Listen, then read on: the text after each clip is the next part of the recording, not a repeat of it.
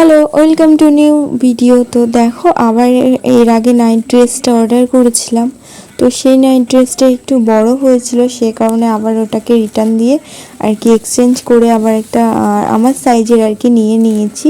তো চলো এটাকে আনবক্সিং করা যাক আর কেমন হয়েছে। এটা তো এর আগের ভিডিওতে তোমাদেরকে জানিয়েছিলাম যে ভীষণ ভালো, একদম পুরো কটনের, খুবই সুন্দর। এটা গরমে খুব কমফোর্টেবল আর কি এটা পরে, মানে আমি যেটা আর কি ভেবেছিলাম সেরকমটা নেই। তোমাদেরকে এর আগের ভিডিওতেই বলেছিলাম যে সামনে বোতাম, এটাই আর কি ছিল না, কিন্তু এটা অসাধারণ, এত সুন্দর।